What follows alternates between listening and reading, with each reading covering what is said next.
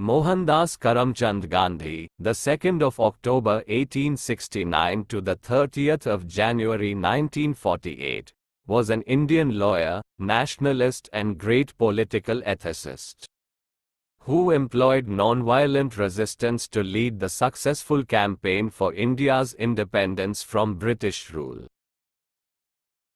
Mahatma Gandhi, born and raised in a Hindu family in coastal Gujarat.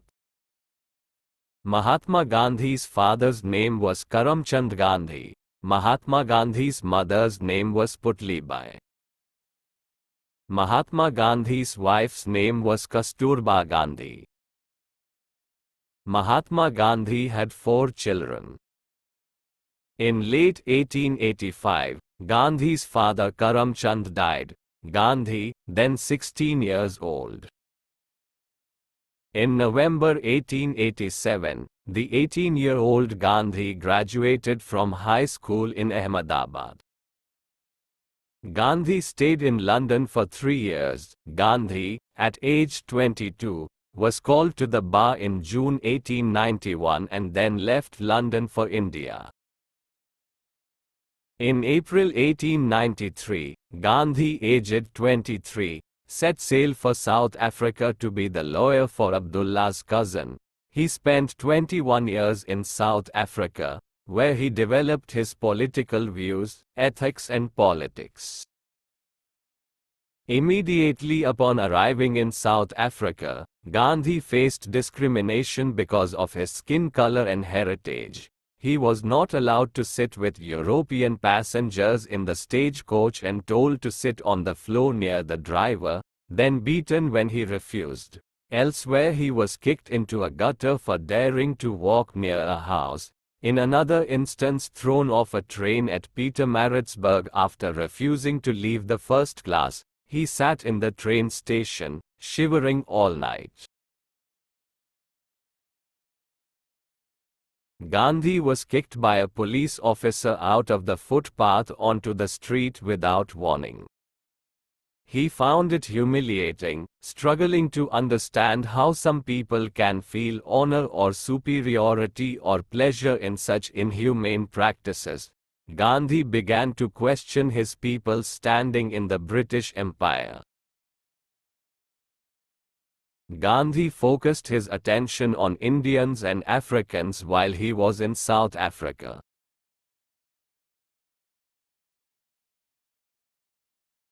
At the request of Gopal Krishna Gokhale, conveyed to him by C.F. Andrews, Gandhi returned to India in 1915.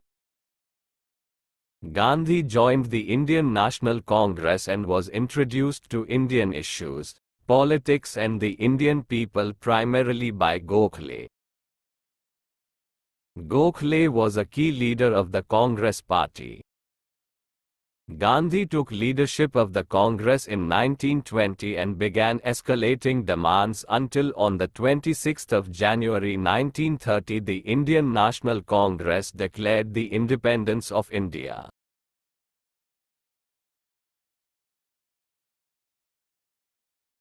In April 1918, during the latter part of World War I, the Viceroy invited Gandhi to a war conference in Delhi. Gandhi agreed to actively recruit Indians for the war effort. Gandhi's war recruitment campaign brought into question his consistency on nonviolence.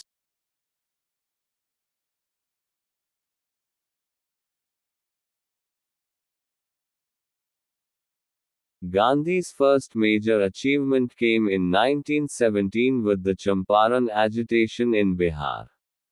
The Champaran agitation pitted the local peasantry against largely Anglo-Indian plantation owners who were backed by the local administration. The peasants were forced to grow indigo, a cash crop for indigo dye whose demand had been declining over 2 decades, and were forced to sell their crops to the planters at a fixed price. Unhappy with this, the peasantry appealed to Gandhi at his ashram in Ahmedabad. Pursuing a strategy of nonviolent protest, Gandhi took the administration by surprise and won concessions from the authorities.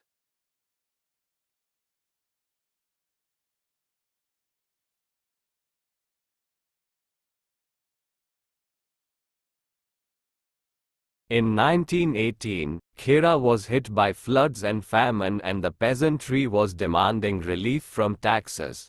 Gandhi moved his headquarters to Nadiyad, organizing scores of supporters and fresh volunteers from the region, the most notable being Vallabhbhai Patel. Using non-cooperation as a technique, Gandhi initiated a signature campaign where peasants pledged non-payment of revenue even under the threat of confiscation of land. A social boycott of Mamladars and Taladars accompanied the agitation. Gandhi worked hard to win public support for the agitation across the country. For 5 months, the administration refused. But by the end of May 1918, the government gave way on important provisions and relaxed the conditions of payment of revenue tax until the famine ended.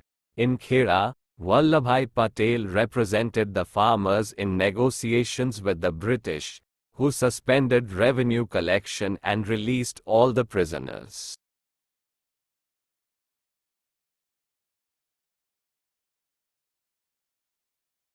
In 1919, following World War I, Gandhi, aged 49, sought political cooperation from Muslims in his fight against British imperialism by supporting the Ottoman Empire that had been defeated in the World War.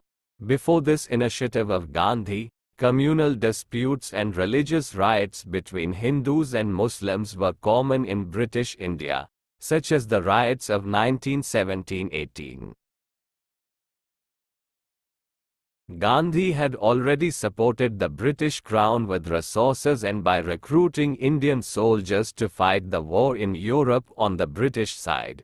This effort of Gandhi was in part motivated by the British promise to reciprocate the help with Swaraj, self-government, to Indians after the end of World War I. The British government, instead of self-government, had offered minor reforms instead, disappointing Gandhi. Gandhi announced his satyagraha intentions.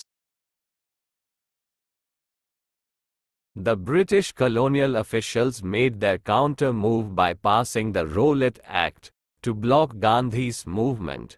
The act allowed the British government to treat civil disobedience participants as criminals and gave it the legal basis to arrest anyone for preventive indefinite detention.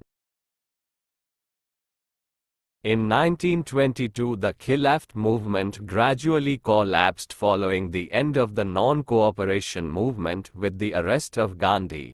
A number of Muslim leaders and delegates abandoned Gandhi and Congress. Hindu-Muslim communal conflicts reignited. Rowlatt Act, 1919. In February 1919, Gandhi cautioned the Viceroy of India with a cable communication that if the British were to pass the Rowlatt Act, he would appeal to Indians to start civil disobedience. The British government ignored him and passed the law, stating it would not yield to threats. The Satyagraha civil disobedience followed, with people assembling to protest the Rowlatt Act. On the 30th of March 1919, British law officers opened fire on an assembly of unarmed people, peacefully gathered, participating in Satyagraha in Delhi. People rioted in retaliation. On the 6th of April 1919, a Hindu festival day, he asked a crowd to remember not to injure or kill British people, but to express their frustration with peace, to boycott British goods and burn any British clothing they owned. He emphasized the use of non-violence to the British and towards each other, even if the other side used violence. communities across India announced plans to gather in greater numbers to protest. Government warned him to not enter Delhi. Gandhi defied the order. On the 9th of April, Gandhi was arrested.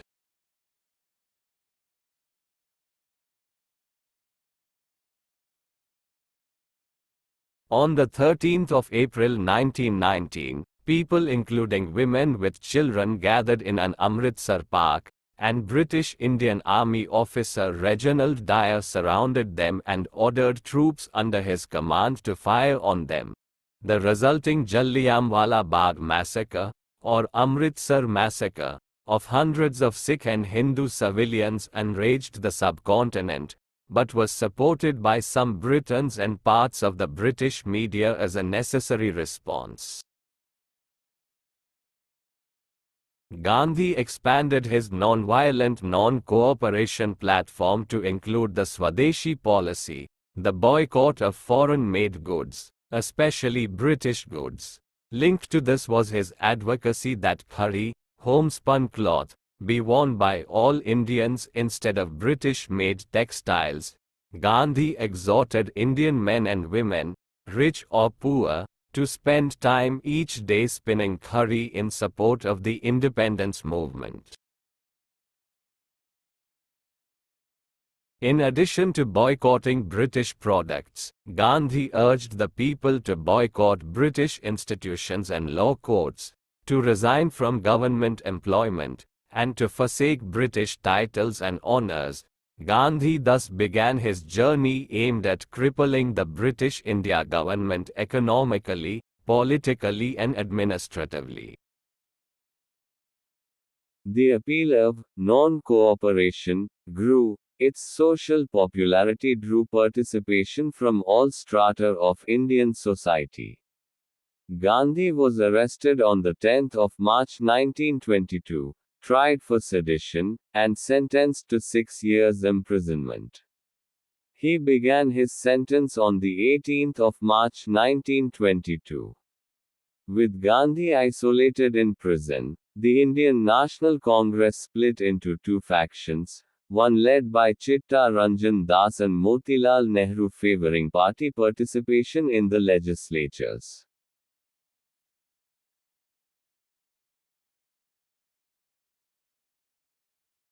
This was highlighted by the Salt March to Dandi from the 12th of March to the 6th of April, where, together with 78 volunteers, he marched 388 kilometers, 241 miles, from Ahmedabad to Dandi, Gujarat to make salt himself, with the declared intention of breaking the salt laws. The march took 25 days to cover 240 miles with Gandhi speaking to often huge crowds along the way. Thousands of Indians joined him in Dandi. On the 5th of May he was interned under a regulation dating from 1827 in anticipation of a protest that he had planned. The protest at Dharsana Salt Works on the 21st of May went ahead without MC. This campaign was one of his most successful at upsetting British hold on India. Britain responded by imprisoning over 60,000 people.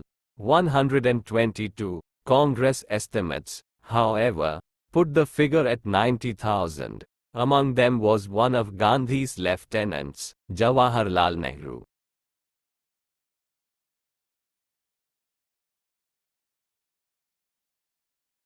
At 5:17 p.m. on the 30th of January 1948, Gandhi was with his grandnieces in the garden of Birla House, now Gandhi Smriti, on his way to address a prayer meeting, when Nathuram Godse, a Hindu nationalist, fired 3 bullets into his chest from a pistol at close range. Gandhi was cremated in accordance with Hindu tradition.